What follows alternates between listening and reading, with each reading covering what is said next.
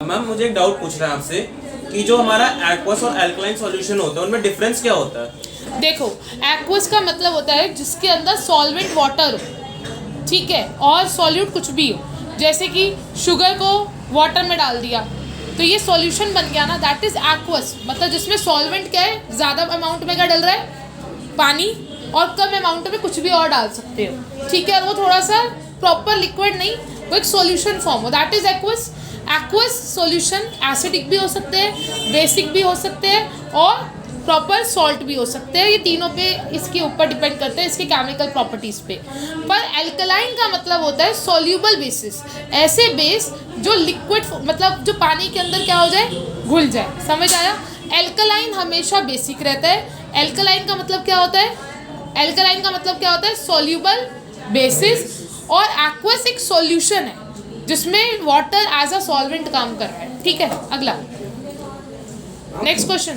Property जो होता है ना, उसको इंसर्ट और उसका फंक्शंस नहीं समझ कॉपर टी एक कॉन्ट्रासेप्टिव मेथड है, फीमेल्स यूज़ करती है।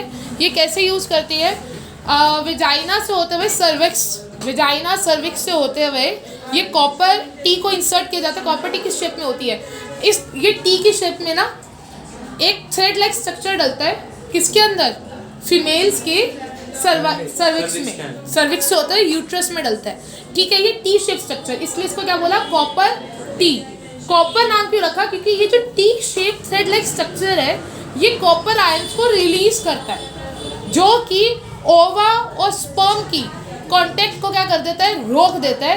At the time of syngamy, या जब भी कॉइटस या इंटरकोर्स हो रहा होता है ना, तो स्पर्म और ओवा के जो यहाँ पर क्या होने वाला है, सिंगैमी, ठीक है, मिलने वाला है, उसको रोक देता है, क्योंकि वो टी कॉपर आयंस को रिलीज करता है। ये 10 साल तक इसका वो है, मतलब 10 साल तक इसका इफेक्ट रह सकता है मैक्सिमम, अगर इसकी थ्रेड विजाइना और सर्विक्स के अंदर टूटी नहीं किसी फीमेल में। और सेकंड प्रिकॉशन यहाँ पे लेना है, कोई भी कॉपर टी फीमेल अपने अंदर खुद इंसर्ट नहीं कर सकती।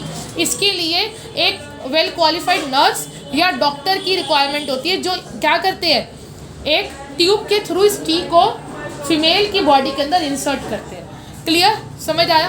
Next, anabolism. अरे बेटा, आप लोगों ने मेटाबॉलिज्म सुना हुआ है ना? हम थायराइड ग्लैंड पढ़ रहे थे जो मेटाबॉलिज्म कंट्रोल कर रहा था। मेटाबॉलिज्म होते हैं सारी के सारी केमिकल एक्टिविटीज जो हमारी बॉडी के अंदर हो रही है, that is known as metabolism. Metabolism दो तरीके के हैं, एक कैटाबॉलिज्म और एक एनाबॉलिज्म।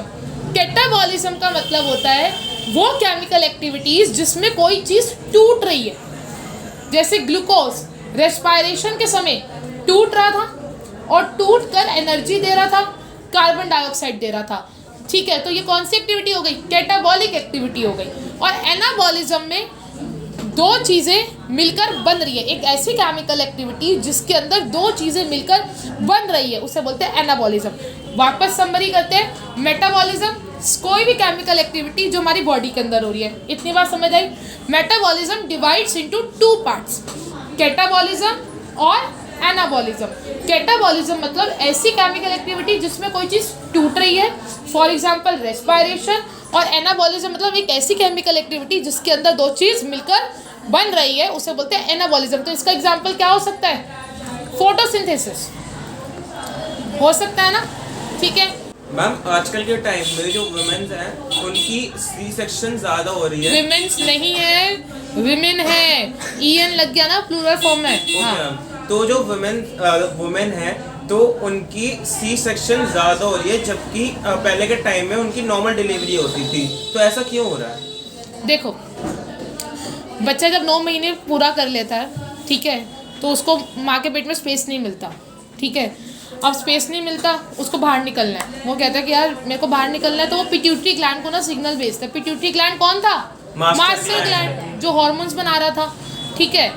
तो जो रिप्रोडक्टिव हार्मोन्स बनाता है ना, वो सिग्नल भेजते, कहते हैं मुझे बाहर निकालो, यहाँ से मदर के वूम से बाहर निकालो। तो पिट्यूटरी ग्लैंड उस केस में ना 2 हार्मोन्स बना रहा था। पहला हार्मोन था ऑक्सीटोसिन, दूसरा हार्मोन था रिलैक्सिन। ऑक्सीटोसिन क्या करता था? लेबर पेन क्रिएट करता था।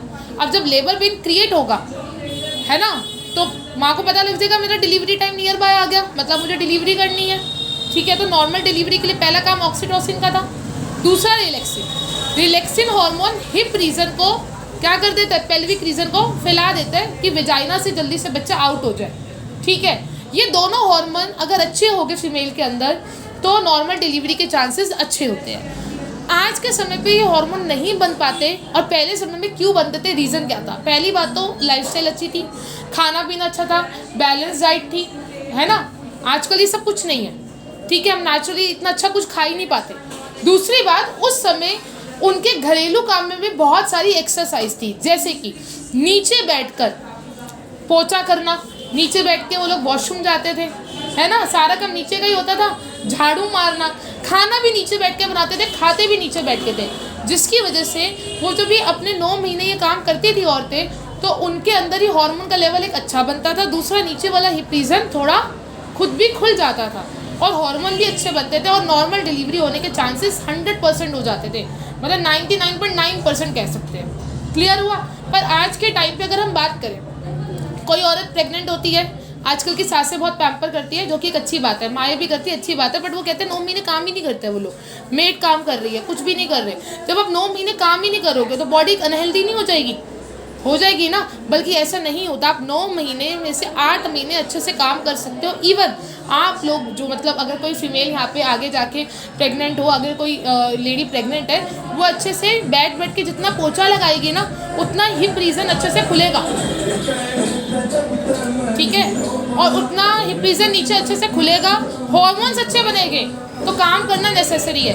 पर सेकंड थिंग, यहाँ पे एक चीज़ याद रखना, ये बात आप सबको एडवाइस कर रहे हो, कोई बात नहीं, अगर शोर हो भी रहा है तो सुन लो। हाँ, अब ये आप लोगों को एडवाइस कर रहे हो, ठीक है, किसी को एडवाइस करो तो उन्हें ये बात ज़रूर बोलना कि प्रिस्क्रिप्शन में, मतलब एक ही बात बोलते हैं ना कि डॉक्टर से पूछे अपने अल्ट्रासाउंड के बाद, क्योंकि कई बार क्या होता है, किसी फीमेल का प्लासेंटा ना बहुत नीचे होता है, प्लासेंटा जहाँ पे बच्चा, हमने पता है ना, जहाँ पे बच्चा रहता है ना, वो बेड लेग स्ट्रक्चर, तो प्लासेंटा नीचे होता है, बच्चे का मुंह बहुत ज़्यादा नीचे होता है। अगर वो नीचे बैठ के काम करेगी ना, तो अर्ली प्रेगनेंसी के चांसेस हो जाते हैं। अब अर्ली प्रेगनेंसी के चांसेस मतलब जो बच्चा 9 महीने में बाहर आएगा, वो 8वें महीने में भी आ सकता है, नीचे की ओर मुँह खुल जाएगा ना। तो इसलिए पूछना, मतलब जो भी फीमेल प्रेग्नेंट होती है उसे डॉक्टर से पूछना चाहिए। अल्ट्रासाउंड में पता लगेगा प्लासेंटा कहाँ पर है। अगर प्लासेंटा की जो जगह है वो अच्छी जगह पर ही है, मतलब जहाँ पे होना चाहिए प्लासेंटा, ठीक है, तो वो ये काम करे। अगर उसका नीचे की ओर है तो थोड़ा ये वाली एक्टिविटी कम करे। बाकी इस समय जो एक्सरसाइज करनी है, योगा ट्रेनर से, अच्छे पर्सनलाइज ट्रेनर से पूछ के ही करें, ठीक है। अगला next question, tincture of iodine, ethanol में आपने टॉपिक में पढ़ा होगा। टिंचर ऑफ आयोडीन क्या होता है? आयोडीन का सॉल्यूशन। आयोडीन को जब हम इथेनॉल में मिला देते हैं और उसमें पानी मिला देते हैं तो ये एंटीसेप्टिक की तरह काम करता है। आयोडीन ऐसे नहीं डाल देगा, आयोडीन के साथ हमें सोडियम मिलाना पड़ेगा या पोटेशियम, मतलब पोटेशियम आयोडाइड या सोडियम आयोडाइड। इसका सॉल्यूशन जब हम इथेनॉल में डालेंगे और थोड़ा सा पानी मिला देंगे तो ये जो सॉल्यूशन बन के आएगा ना, ये हमारा एंटीसेप्टिक की तरह काम होगा। क्योंकि जो इथेनॉल है ना, हमने पढ़ा नहीं था कोरोना में लोग इथेनॉल को सैनिटाइजर की तरह यूज़ कर रहे थे, क्योंकि इथेनॉल एक सैनिटाइजर की तरह काम कर रहा होता है, ठीक है, एंटीसेप्टिक की तरह काम करता है ये, ठीक है। नेक्स्ट क्वेश्चन मैम, हमारे बायसेक्सुअल फ्लावर्स जो होते हैं उनके कौन कौन से एग्जांपल हो सकते हैं? रोज हो सकता है, ट्यूलिप हो सकता है, ठीक है, हिबिस्कस हो सकता है, ये 3 आप याद रख लेना। अगला, कॉपर ऑक्साइड और कॉपर कार्बोनेट के बीच में डिफरेंस बता दें। कॉपर ऑक्साइड जब कॉपर ऑक्सीजन के साथ रिएक्ट करता है तो वो जब हीट हम करते हैं ना, मान लो ये कॉपर पड़ा हुआ है which is brown in colour, इसको हीट करेंगे तो ये एटमॉस्फेयर के ऑक्सीजन के साथ रिएक्ट करेगा तो ये ब्लैक कलर की फॉर्मेशन दे देगा। तो कॉपर जब भी ऑक्सीजन के साथ रिएक्ट करता है हीट के देने पर तो क्या बनाता है? कॉपर ऑक्साइड, जो कौन से कलर का होता है? ब्लैक कलर का होता है। और ये ब्लैक कलर की लेयर को हम रिमूव भी कर सकते हैं अगर हम कॉपर को कार्बन डाइऑक्साइड के साथ रिएक्ट करवाएंगे। मान लो ये कॉपर पड़ा हुआ है, ठीक है, अब ऑक्सीजन के साथ नहीं बात हो रही, किसके साथ बात हो रही है? कार्बन डाइऑक्साइड के साथ। तो ये कॉपर पड़ा हुआ है, एटमॉस्फेयर में पॉल्यूशन था, ठीक है, ये कार्बन डाइऑक्साइड के साथ रिएक्ट करेगा तो इसकी प्रॉपर्टी डिग्रेड हो जाएगी, जिससे हम बोलते हैं कोरोजन होना, जंग लगना, है ना।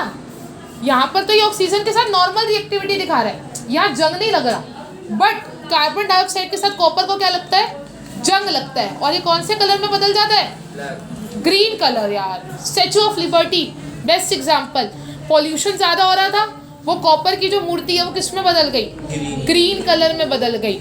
ठीक है, तो कॉपर जब कार्बन डाइऑक्साइड के साथ रिएक्ट करता है तो वो मेटल की क्वालिटी ख़राब होती है। तो जब भी मेटल की क्वालिटी ख़राब होती है तो हम उसको क्या नाम दे देते हैं? कोरोजन। तो ये कोरोजन का एग्जाम्पल है that copper reacts with carbon dioxide, it forms copper carbonate which is green in colour. Example statue of liberty.